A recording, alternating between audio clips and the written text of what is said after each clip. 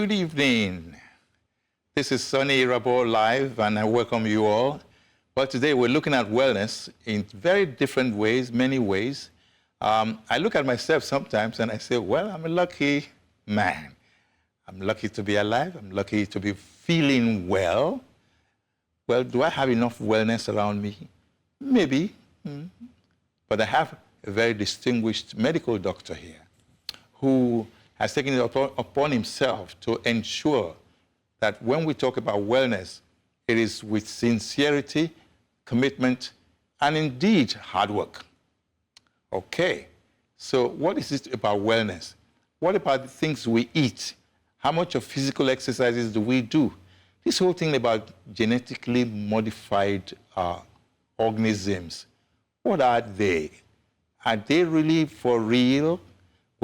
Well, we'll come to all of that as we welcome Dr. Patrick Ijewere, who is a Hopkins, is it Hopkins or Hoskins trained, Hoskins University trained physician, and he's here to tell us more about himself. Welcome to the program. Thank you very much. That's the voice you call you Uncle Sonny. Right, so thank you, sir. Let us, from what I've said so far, what do you think is with wellness? I think there's a need for a clearer understanding of the concept of wellness. If you look on Google University, you'd see how it's defined. The absence of disease, balance of spirit, mind, and body, fine. But I think we should take a step back and really understand what this word wellness is. I say wellness is a perspective on our health. Perspective on our health. Okay. That gives reverence to the source of our being. I'll break that down. This morning, you awoke, your heart was beating. And I was thanking God. But you were asleep all night. Yeah. What was causing the heart to beat? So beat, yes. We take a few seeds of beans or tomatoes, throw it in the soil. Come back in a few weeks. It's grown. You were absent. You didn't do it. A mother, 9 months in, starts to feel some contractions. And movement in the stomach, too. And then next thing you know, baby comes forth through a predetermined canal. There is already a system in place, a perfect system for man, man's internal environment, for the earth around us, and that interrelationship. There's already a perfect system in place. Your heart knows how to beat, when to beat. Your bowels know when to produce the acid to digest the food, and when to give you a pressure to use the bowels. Nobody has to tell you, alarm clock, it's time to go move your bowels. Just comes naturally. Yes. That is the starting point of wellness. God has created a system that is perfect, that works without us even getting involved in it. And if you die tomorrow, the system continues. In fact, if you die tomorrow, the system continues to take your body and convert it back to the soil. The cycle continues then. Absolutely. The body is converted back to where it came from. So when they say in religion or in spirituality, dust to dust. Yes. Yes, from dust you came, from dust you shall return. Ashes to ashes, dust to dust. But it doesn't really mean that, does it? Because the baby that comes from the womb is not the dust. So baby comes from the womb, starts as the sperm and the egg unite, conception. What makes the baby grow?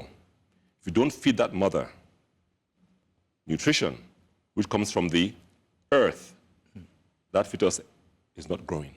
And in fact, may have a spontaneous abortion. The mother feeds properly, the fetus grows, gets larger and larger as mother is feeding the right things. If mother feeds the wrong things, the baby may not grow in the right direction or may grow with certain defects. At some point, the perfection of the system or the intelligence of the system knows that baby has reached a certain size. Any further would be a problem. It's time to exit. Oxytocin kicks in and contractions start. There's so much complexity in the way you have, voiced some of these things you just said. But it's so fascinating, actually. Now, if that is the case, the baby comes out, another cycle of life starts for him. Absolutely. Baby comes out, toddler, infancy, adolescence, young adult, middle-aged adult, older adult, exits. Back. Now, while in adulthood, he may have intercourse with a lady, a new life comes forth. The cycle continues. I call it divine circularity. And it's a present theme, it's a thread in everything that God has done for man. Okay. How do you then sustain your ability to remain good, well, fit, and boisterous, if you like? I have an uncle who wrote his autobiography, and he said in the old school, the farmers would go out and watch the animals in the wild and see how they behave. In his book, he mentions when certain animals had certain ailments, such as loose bowels, they knew exactly what herbs in the woods to go and get the animals did to consume. The body has its innate knowledge. When man listens to nature, when man is in flow with how things have been built, man tends to be his healthiest. You look at books written by the early missionaries, and they tell you when they wanted to study healthy people, they went to the primitive cultures. Not the so-called modern people. Exactly. Why? Amongst them, they found tremendous health. Everything from absence of dental caries to neat, formed, healthy teeth, strong bones, resistance to illness. Even things like tuberculosis was absent amongst them. Arthritis, diabetes, high blood pressure was absent among primitive cultures. Some of my mentors, some have passed away recently in their 90s, some are in the late 80s. They tell you when they were in school in the UK, their books talked about these ailments as diseases of Western affluence. You couldn't find a case of diabetes or high blood pressure in Africa. Among the primitive Africans, you couldn't. So what changed? Because what you're saying now is not what is happening at all. No. Several things have changed. And one is the absence of history. Many of our young doctors today, they don't have this knowledge. They think that these ailments have been with us forever. I mean, there's books written by missionaries in Kenya, and they documented when Africans came to the clinics, based on the ailments they had, they could tell if they were farmers in the traditional way or they worked for the missionary or the colonial administration. Once the primitive man or the traditional man moved into the modern era, Wahala began. His orientation changed. His orientation, his nutrition, his lifestyle changed, especially his nutrition. Wow. And if you allow me to read a quotation from a... Yeah. Please go ahead. This is a book written in 1939 by a dentist. 1939? Yes. It looks so good and beautiful. It's copyright, 1939. It's written by Weston Price. He's a dentist who traveled the world to understand how healthy people remained healthy. For nearly 10 years, Weston Price and his wife traveled around the world in search of the secret to health. instead of looking at people afflicted with disease symptoms, this highly respected dentist and his wife, the dental researcher, chose to focus on healthy individuals and challenged himself to understand how they achieved such amazing health. Dr. Price traveled to hundreds of cities in a total of 14 different countries in his search to find healthy people. He investigated some of the most remote areas in the world. He observed perfect dental arches, minimal tooth decay, high immunity to tuberculosis, and overall excellent health in those groups of people who ate their indigenous foods. But that has changed. That has changed, and that is a worrisome situation. And this is 1939. Yeah. He found when these people were introduced to the modernized foods, such as white flour, white sugar, refined vegetable oils, and canned goods, signs of degeneration quickly became quite evident. Wow. Wow. 1939. And that is what we have been going through. But if people like you could see this, how come the rest, policymakers, for example, I have to say that, how come they didn't see it? This is health we're talking about, and we've been told quite a few times, health is wealth, isn't it? Very true. We've been made to believe or educated or miseducated in a system that causes us to see the European or the Western influence as the superior in all arenas, including the arena of nutrition, health, and wellness. Whereas if you look back even to articles written by the early explorers, the articles I saw in Guardian UK about ancient Benin Kingdom, my goodness, when you read it, your heart pounds in pride, with pride. What they wrote in authenticity about what they saw on ground. The ancient Benin Kingdom was far developed than Europe, where they came from. Wide roads and streets, street lights with palm oil. Palm oil. I heard that. Organized compounds. They had systems of governance and how to resolve issues, be it domestic or otherwise. Ailment was minimal to none amongst their populations.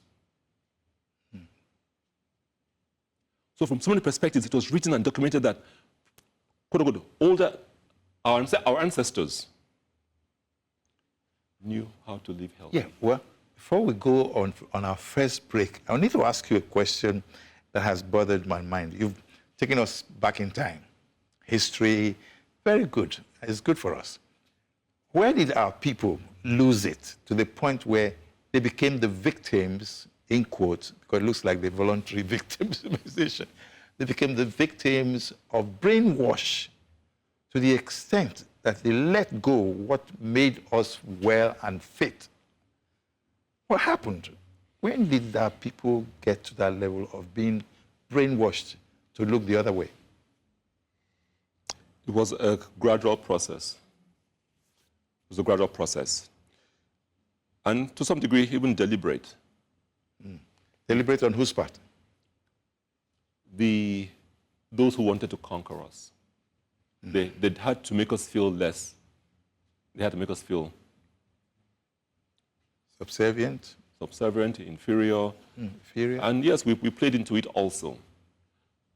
However, the absence of our generation, the absence of the anchor in our history prior to colonization is part of our detriment that we have caused on ourselves. We need to go and retrieve who we were, understand the journey to understand where we are today. Okay.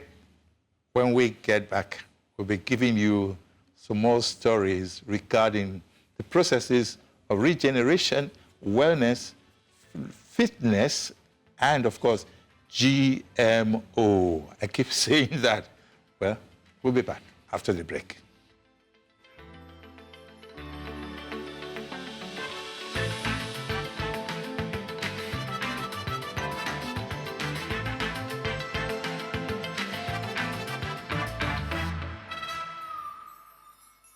Africa needs its own storytellers, people who understand the continent because they're from it. People who know that news is more than just a conversation starter, it's our stories. Because these stories run deeper than headlines and segments. It's about digging deeper to get the facts and telling the human side of every single story, not just the echoes from foreign headlines and perspectives. It's time to take back our narratives and share them in our voices. The birth of Africa's New Age reporting, and this is where it begins, right here at News Central TV, the stories that put Africa first.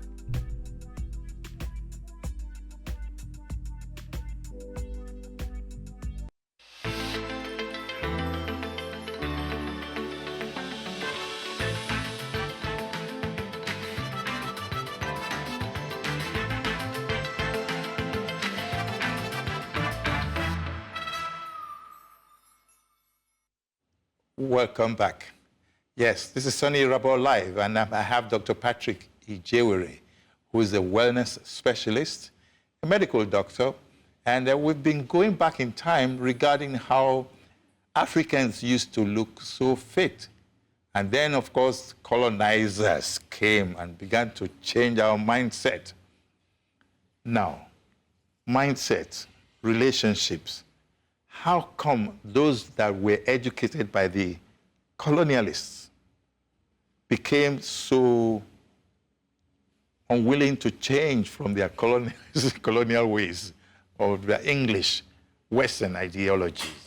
Because in Asia, tea, you see longevity, but in Africa, it's no longer the same. So what has happened? From several arenas. One, in the educational arena, we've put our history or our journey, we have colored it in a very negative way. Or we've allowed it to be colored negatively. Allowed it, okay. Colored negatively. And so the Western education that we now get, we now see as the better, the superior approach. You go to Japan, for instance, they learn in their native language. True. They know the history of Japan. They know the encounter with the Americans. You talk to the Chinese, even some Indians too, they have their history way before the Europeans came. They have that background. I mean, many of our children today don't know our history prior to colonization. Many of them believe that we were nothing, we were in the trees, Tarzan, till the white man came along. And Tarzan is a white man's concept, by the way. Absolutely. Absolutely. So that kind of system that educates you, you have no pride in who you were. You don't want to know who you were before, because all you think about who you were before was primitive and in a very derogatory way. Whereas this dentist uses primitive in a very uplifting, wise. These people knew what they were doing. They were healthy. So part of it is our own doing, and we need to undo it. However, if your leadership doesn't have the knowledge, what are they going to pass to the next generation? That's a big challenge, yeah. Leadership not having the knowledge is a big challenge. So what should we do then? Do we teach them? How do we teach them? Use all the contemporary avenues, whether it's from social media, conventional, traditional media, the school system, and even the government has a role to play in creating pride in our history.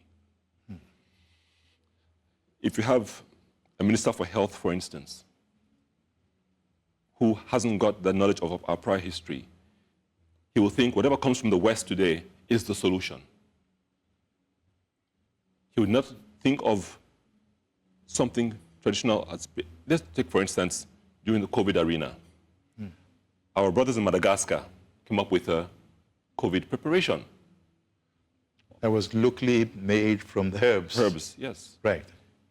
The WHO and the CDC, went straight out and tried to discredit it. Many African countries and blacks followed the discrediting. That preparation had a major ingredient in it, Artemisia annua. Ooh. Artemisia annua has been long known in Africa, especially in Madagascar, as an anti-malarial agent, or plant as an antiviral plant, and has many other uses. Today, University of Kentucky has probably one of the world's largest cultivation hectarage of Artemisia annua. The same herbal Yes. product.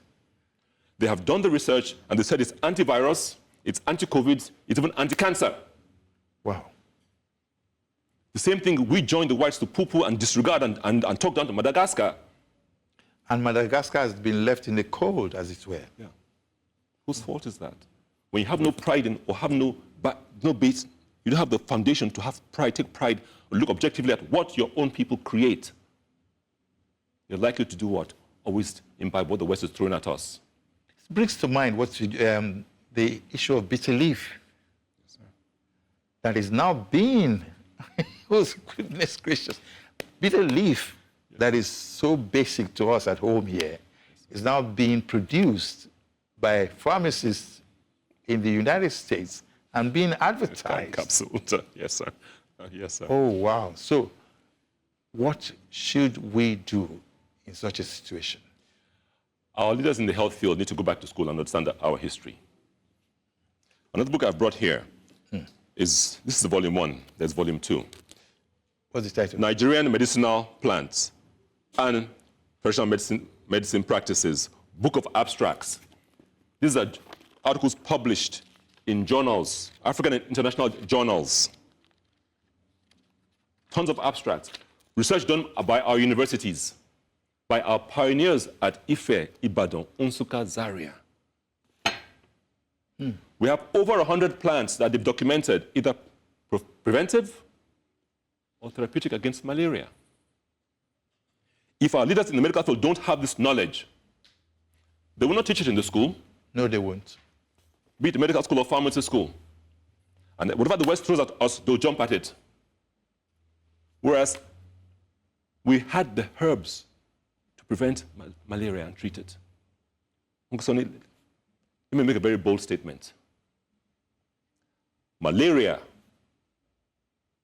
is not an African disease. No, I don't agree with you. It's a bold statement. Let me rephrase it. Malaria was never our ancestral African problem. How? Seriously? If I give you a list of plants that are either preventive or therapeutic against malaria, Uncle Soni, you follow this chair laughing. You mentioned bitter leaf. Yeah. That's one of them. Mango leaf. Pawpaw leaf. Uncle Soni, lemongrass. Yeah, that's true. Turmeric leaf, ginger leaf. And we started killing all of them. We used to even plant them as, what do you call it? These are things the local people... Flowers in the homes. These are things the local people ate. You saw people chewing ginger casually, raw ginger. Just chew it. Cool. Bitter cola, you just chew it. You cook bitter leaf. You cook cassava leaf. If in your natural nutrition you're eating all these things casually as fruits, as vegetables, as soups, how can mosquito give you malaria? Because the antibodies will be there and so resistant. The body's resistant already. Oh. Yeah. And it makes sense because how God creates things, nature's always in balance. In physics, we use the principle, Newton's, I think, second law. Yes. E equals mc squared. You cannot create energy. There must always be a balance in energy. So if there's one force that is negative causing a disease or an ailment, the positive force must coexist in the nearby environment. Okay. So if you have the parasite, plasmodium parasite that causes malaria, the antidote to it is also in that environment, abundantly. Abundantly. So something close to checks and balances? Absolutely, that's how nature operates. Let me take us back to plants and animals again. My father, he didn't go to the kind of school that you went to. He used to say Human beings gave plants their carbon dioxide that they breathed. And plants gave human beings, animals, the oxygen that we breathed. And so, therefore, love your plant. I used to say that. But today, the weather is heating up. We don't have plants. A lot of houses are springing up. No flowers, no trees, nothing anywhere. So, please, what is happening? We are destroying the environment that gives us balance, that gives us the antidote to our health challenges. We're destroying it. Therefore, we will become sicker. The balance is our longevity drops, our immunity drops, our sickness goes up. Wow. We have created an imbalance by destroying the greenery that gave us life. So are we deliberately producing our own extinction of sorts? Considering our great-grandparents lived 90, 100 plus, and now according to the various data, longevity is about age 52. Whoa. We have an epidemic of gone too soon going on, and nobody is shouting on the mountaintop. I repeat. We have an epidemic of gone too soon going on, and nobody, not even the health minister, is shouting, this is our epidemic. So yes, we are already helping ourselves become extinct.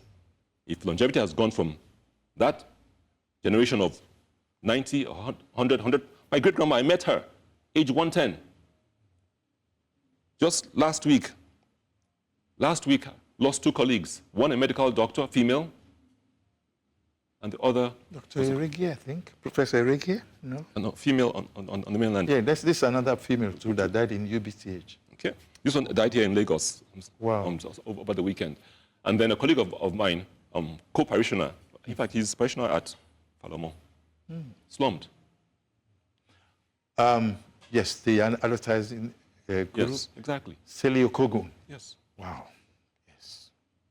And he was just in his early 50s too. Thank you. Open the newspaper, gone too soon, gone too soon, gone too soon, gone too soon. That's our current epidemic. If you don't wake up to it, it will drop into the 40s. Our economy is not helping in this situation. Well, it sure is not. And many of the medical interventions we're bringing in are not helping either. Medical. Yes. Expatiate on that, please. What just happened with COVID vaccine? Look at what's going on in the West. You bring in a vaccine that has as its preservative thimerosal that is almost 45% mercury. Whoa. I repeat, no chemist in the right mind, no father in the right mind will see mercury and give it to their child, their daughter or son knowingly. But create a government policy that pushes vaccine that has mercury in thimerosal as a preservative. Aren't we supposed to put experts in charge of some of these, positions, appointments, agencies, ministries that can help? If he's not at the helm of affairs, but there should be experts that should advise those in government. Apparently, they're experts. I mean, just go online, look at vaccines, look at what are the ingredients in the vaccines. It's right there, in black and white. Just go on the CDC website. You see all the vaccines and the ingredients. The COVID vaccine, you see thimerosal. Now they're pushing the HPV vaccine for our daughters. Wow. Go on the website. What's look at HPV? The human papillomavirus vaccine. What does that mean? Well, there's a virus that is said to cause, that the studies are saying it causes cervical cancer. So to prevent cervical cancer, go and take this vaccination. Okay, no problem. Let's look at the ingredients in the vaccination. If you look at the CDC website, the first ingredient is aluminum, a toxic heavy metal that we know causes problems in the brain, in the liver, and in the kidneys. Why would I give my daughter a chemical that I know can cause health problems? You tell me, well, because the risk analysis shows risk outweighs the benefits. There are other ways of preventing. Anyway, your question was, are we causing ourselves to become extinct? Many of our healthcare interventions today are pushing us in that direction. Many of our food interventions today, things that we're eating today, are pushing us in that direction. There needs to be a sit-down rethink, like Weston Price did. He looked at healthy populations. Why are they healthy? What's keeping them? How come they can resist tuberculosis? How come they can resist HPV? How come they can resist this? Study those who resisted COVID naturally. What happened? What did they do differently? Learn from them. The way I talk is, it makes me sound as if, or maybe it makes me see things as if there's a deliberate move, and I asked that question earlier, to diminish or reduce the population, as it were. That's what it's beginning to sound like. COVID-19. And we're now hearing funny stories that another set of pandemic might come again. Was COVID-19 premeditated, or was it an accident of whatever? The data is quite outstanding. Outstanding? Yes, and I can...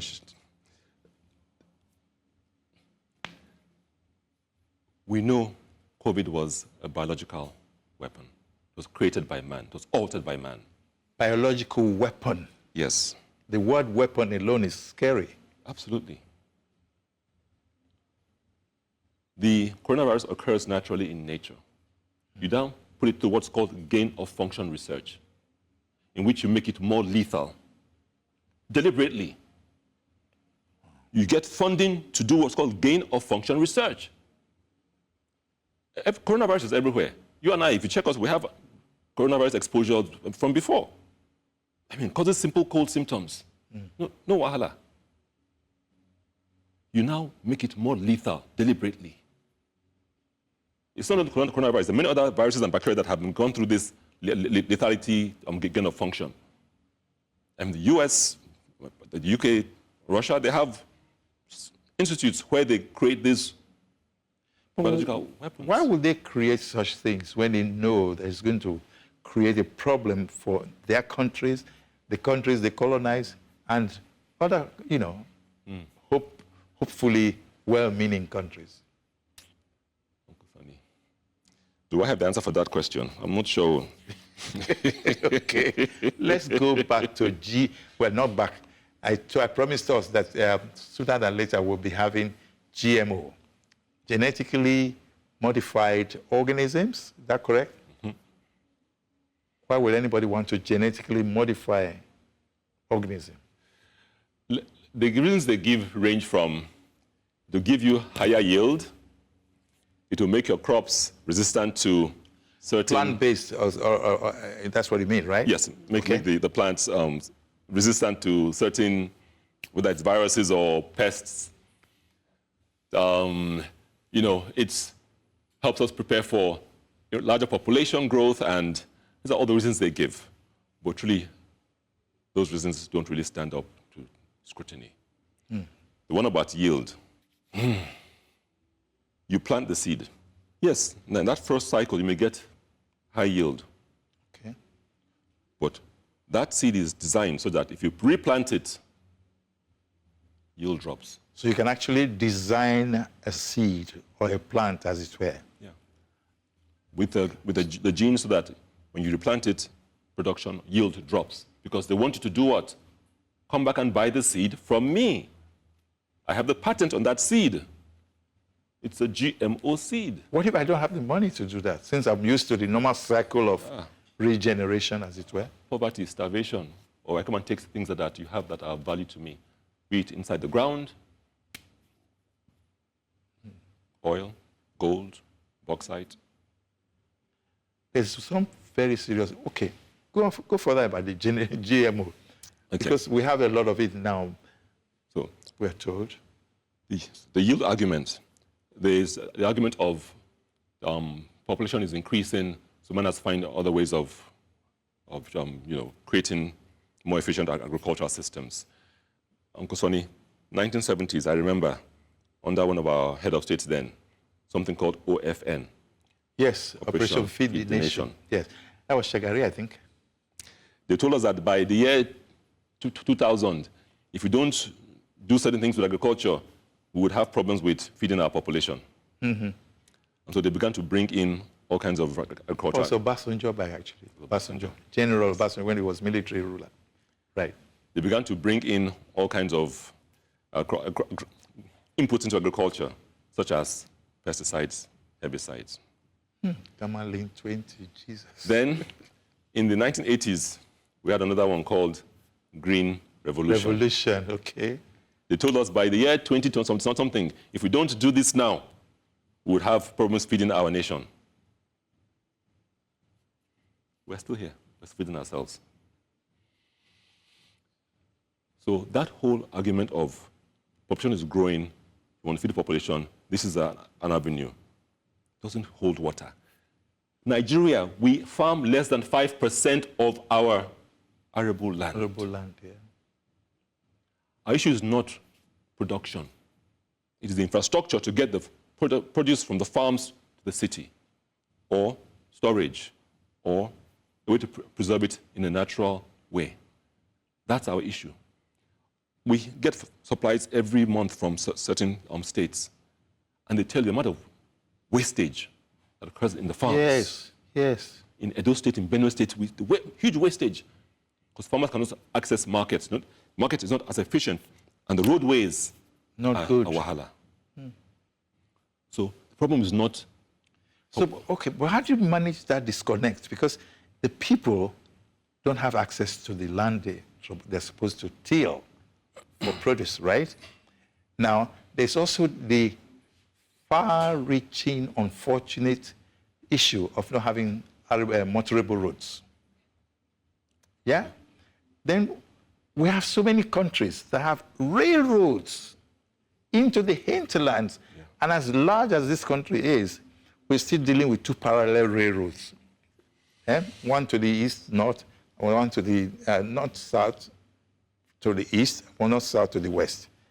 Goodness gracious, what is happening to us? What just came to mind was the story of the elderly man whose keys dropped at home, but there was no light in the house. Okay. And so to search for the key, he looked around. He saw outside the house there was a street lamp. So he went to the street lamp, began looking for his keys under the street lamp. My goodness. That's what we're doing. Our issue is not production. Our issue is not yield. The issue is infrastructure. To make sure that those farmers have a market system that's efficient, get the produce to the people that consume it. The GMO people like to talk about their seeds are pest resistant.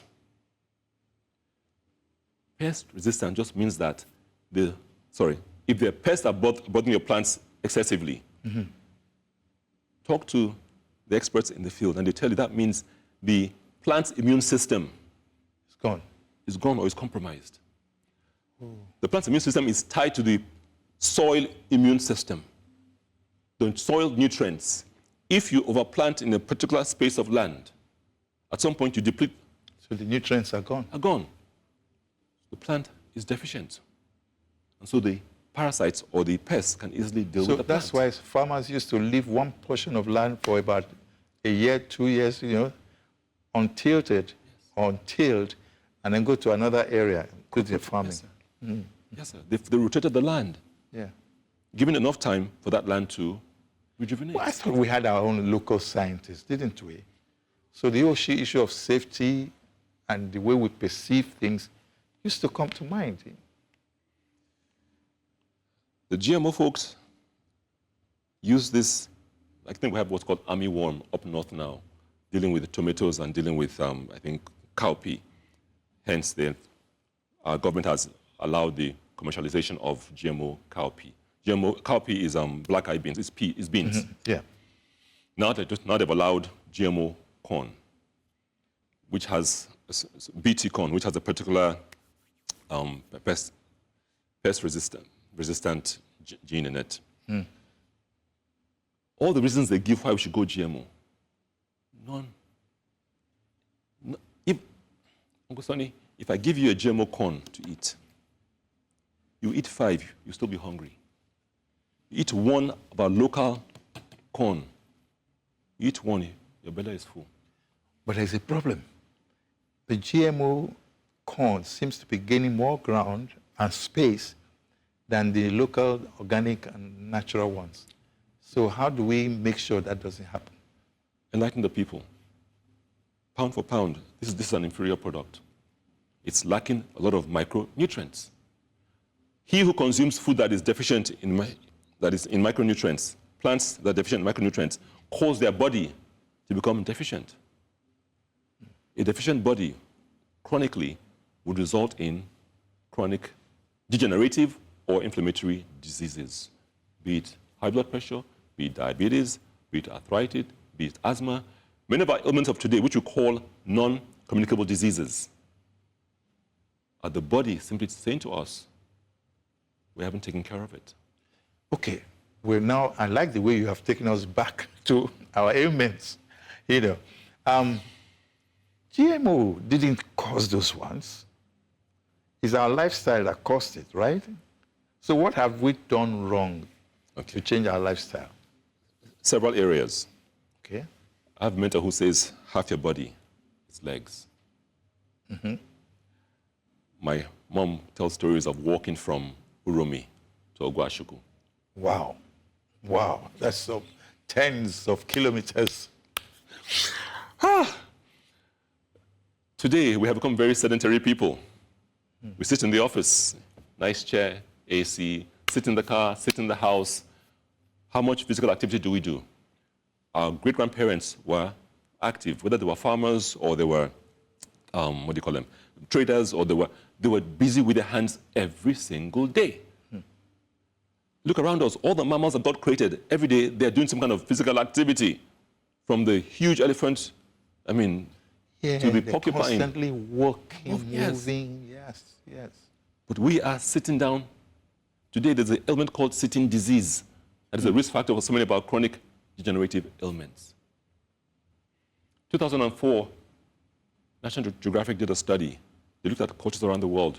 Who has the least health problems? Who lives the longest? Wasn't those in the offices? No. It was those in the rural areas who had a very traditional lifestyle. Who were close to nature. That's it. And fend for themselves by just doing physical activity. When they even climb to pluck the tree and the plant, or the fruits rather. Shepherds still hoarding, moving the sheep up and down the hills. Okay, now, the whole idea of, I hate to bring this thing back because somehow I just need more revelation or definition of GMO and the public perception. What are we not doing right? Because we seem to be allowing it to gain more ground. From all you've said so far, GMO should not be given any priority whatsoever. So what's going on? What have we done wrong? We need to face the realities of our agriculture, of the problems on ground. Realities of agriculture. Yes, the problems on ground. Our problem is not yield. Because organic agriculture can give you a quality yield. Yield that gives you nutrient-dense foods, high nutrient-yielding foods that boost your immune system, that cause you to be less ill, that make you more productive. GMOs do the total opposite. Look at these, be the studies or reports by physicians from the US.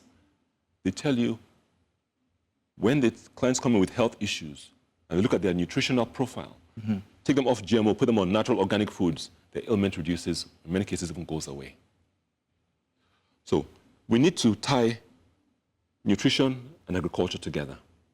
Nutrition and agriculture together. How do we do that? Understanding that what you eat is either your medicine or is your poison. Oh, okay. Okay. What you eat is either building you or destroying you. Once you interrupt that natural cycle where you introduce chemicals, be it fertilizers, be it pesticides, be it herbicides, of which GMOs are in that list, GMOs also require a ton of pesticides when you apply GMOs. Yeah, you're poisoning the food. So, I mean, what policymakers are very in the heart of all of these things. Yeah. So what should they be doing? What do we advise them to do? They should get very honest people who understand the science to give them the facts. Bill Gates, he has been touted as being in the heart of GMOs. Yeah. So what do you have to say about Bill Gates coming in and out of Nigeria? He has his money. Is that what we need? Let me give two perspectives. Sir, If you have a lawyer who is losing all his cases, would you employ him to be your lawyer on a case? No, but what do you mean by that? Look at the health statistics where Bill Gates is coming from. Oh. Look at the health data coming out of the US. Diabetes on the rise, obesity on the rise, high blood pressure on the rise, cancer on the rise, autoimmune disorders on the rise, depression on the rise. Hello? Alzheimer's on the rise. Hello? And suddenly you have my solution when you haven't fixed your own yet. Well, we opened our doors for him. Sorry to say, I don't like using the word inferiority complex, but somehow we, especially our leadership, anything from that side, we glorify and we... Okay, all right. We'll just take a short break and then we'll round off completely. There are things I need to ask you that are very, very pertinent to this conversation we've had so far. But we'll be right back after the break.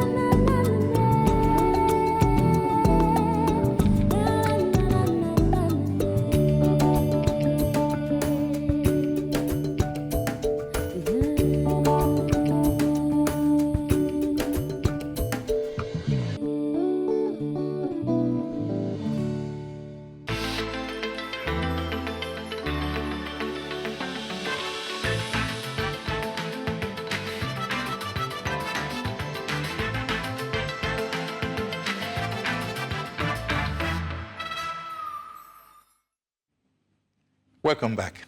So this is Soni Irabor Live, and we have discussed a lot of things, but there's something that has been pushing my mind, the WHO.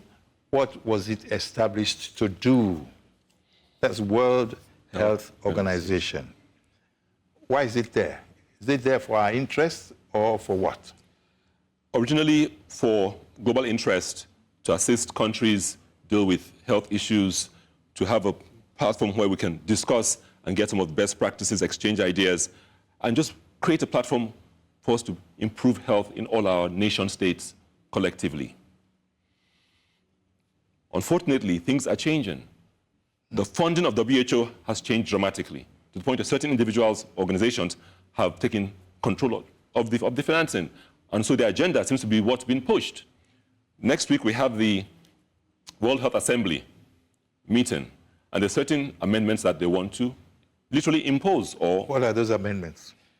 Without going into the exact details, one of the amendments will cause the WHO to have this overarching power over countries' health impacts if the WHO declares a pandemic. What do you mean by overarching power? They will have control over how every country executes their pandemic response. So the control will come from the WHO? WHO. Not from the country? Not from the country. That's a bit odd. It is. And to see how these amendments are being pushed, there's the rule that 4 months before the Assembly meets, the final draft of these amendments should be shared amongst all the member states for review in their internal environments. Mm-hmm. Negotiations should occur. That hasn't been done. But who put that law there? Was it not them too? Yes. And it hasn't been done? No. Okay. Among the rules the Assembly has is there should be no rush in decision making. There should be thorough due diligence. Thorough due diligence. And they should be very open in terms of the black and white documentation for full scrutiny. That's not occurring. And why are they not drawing attention to the fact that some of these basic facts are missing? He heaved a big sigh. Oh, gosh. We may be wrong, but we think the influences behind WHO have changed because of the financial sources.